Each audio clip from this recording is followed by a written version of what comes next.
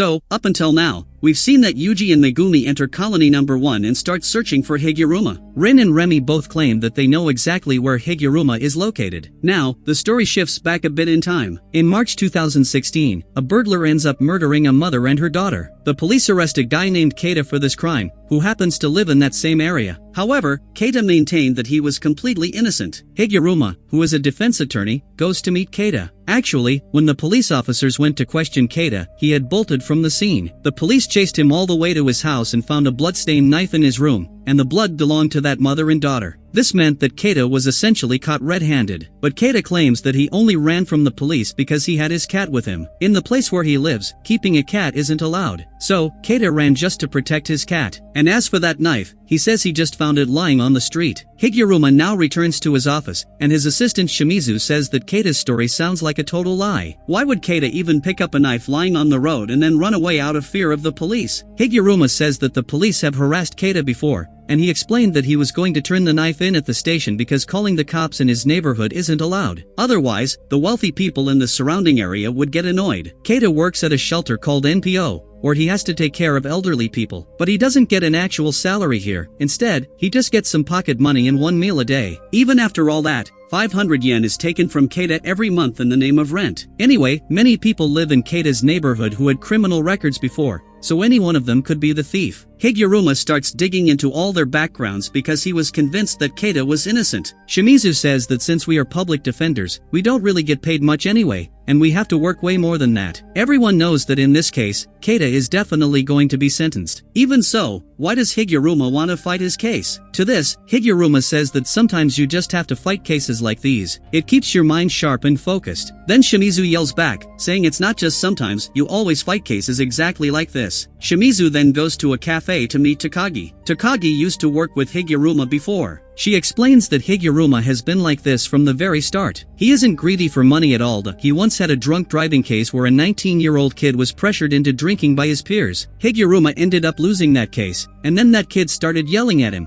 asking why he didn't save him. Even back then, Takagi had warned Higuruma not to take on cases that are basically impossible to win. Protecting the weak sounds good only in theory. She was worried that Higuruma might ruin his own mental health by getting caught up in all of this. Anyway, Higuruma works day and night and manages to get Keita proven innocent. Actually, another guy from Keita's neighborhood has been missing since the day of the crime, so it's possible that he was the one who actually committed the robbery. Additionally, at the time of the crime, Keita was seen on a store's CCTV camera. Plus, not a single stolen item was recovered from Keita's house. Keita thanks Higuruma for actually believing in him, but Higuruma knew that the opposing party would definitely file an appeal. A retrial happens, and this time Keita is found guilty and sentenced to life in prison. Small-time lawyers like Higuruma don't have much funding or a big staff, which is why he couldn't present any new evidence to show Keita was innocent. To appeal again, he would have to go to the Supreme Court. But they don't even listen to such minor cases, and the system had already labeled Keita as a criminal. Keita looks toward Higuruma. There was both anger and sadness in his eyes. Higuruma is shocked seeing this and starts asking himself why this guy is looking at him like that. Takagi had asked Higuruma what was really on his mind. So, Higuruma explained that he isn't some hero who saves innocent people. It's just that he cannot stand by and watch something wrong happen. The law is blind because it is equal for everyone. But along with the law, people also close their eyes because they don't want to see the bitter truth. However, for the sake of justice, Higuruma will always keep his eyes open, even if he has to stand completely alone.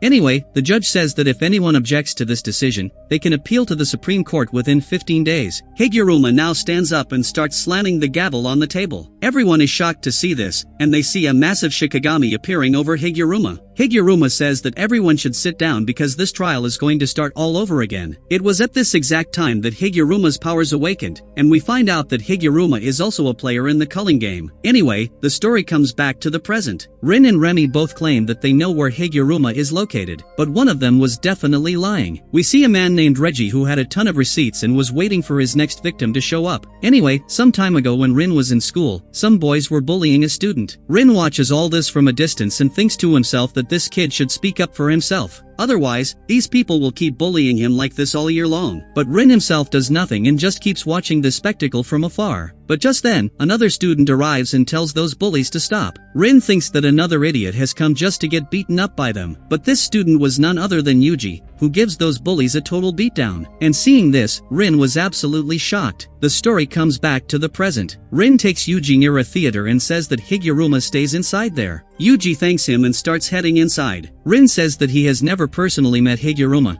but he had brutally beaten Haba. Yuji says that he can handle himself and starts going in. Rin wanted to tell him something, but he just couldn't say it. On the other hand, Remy also takes Megumi to a specific spot, but the truth is that Remy had lied because she actually brought him straight to Reggie. Upon finding this out, Megumi gets incredibly angry and immediately summons Divine Dog, stating that he doesn't have any time to waste on this nonsense. Meanwhile, inside the theater, Yuji finds Higuruma, who was lying inside a bathtub, and he was doing it while fully clothed. Higuruma says that doing this actually brings him some peace of mind.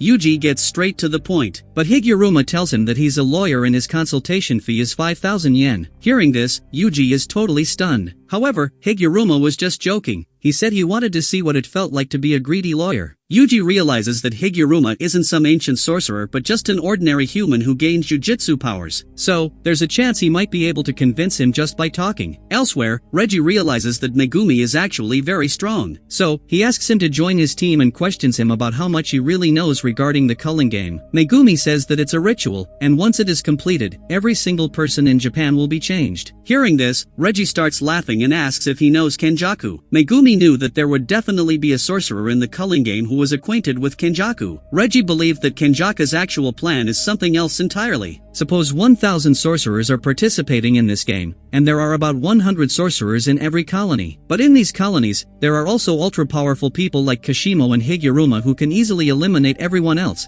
and then the game would just come to a standstill. These two alone have already eliminated nearly 60 players. Megumi had also noticed this because the colony felt way too quiet. Reggie explains that many modern sorcerers were taken out the moment they entered from the sky. If Kenjaku really just wanted the cursed energy of the players, why would he even have an entry system like that? Instead, he would want the sorcerers to keep fighting among themselves. Reggie believed that when only the strongest players are left at the very end, Kenjaku will drop a literal bomb on them and end the culling game himself. At that same moment, we see Kenjaku, who had gone to have a meeting with some people from the Chinese government. Back at the theater, Yuji tells Higuruma that he wants to shut down the culling game. For now, he needs to add a new rule, for which he needs Higuruma's 100 points. Higuruma flatly refuses. He says the laws of the real world are completely hollow. He wants to see how the laws of the culling game actually function. He wants to know how people who break the rules of this game are punished. Will they be given a chance to present their case? Will there be a hearing? Or will there just be an immediate verdict? That is why he doesn't want the game to end quickly. He wants to see exactly how a person's technique is removed. Yuji says that the culling game is a ritual, and as soon as it is completed, everyone in Japan will be wiped out. Higuruma says that nothing like that is going to happen. The culling game will go on forever because that is exactly what is written in its rules. Yuji realizes that this guy won't be convinced by words alone, and he gives him a direct threat. Let me use your 100 points. Higuruma now stands up and asks, have you ever killed someone who actually made you angry? He says he thought it would feel even better than this. Yuji sees a Shikigami appearing behind Higuruma. Higuruma has 100 points, which means he has already taken out about 20 sorcerers. So, Yuji will have to be a bit careful while fighting. Higuruma now steps in front of Yuji and says, Domain expansion, deadly sentencing. This means the final hearing, and the episode ends right here. So friends, in the next episode, there's going to be a massive fight between Yuji and Higuruma. To make sure you don't miss it, subscribe to our channel and definitely hit the bell icon. And if you liked the video, please like, share, and comment. I'll see you all very soon with the next video. Thank you.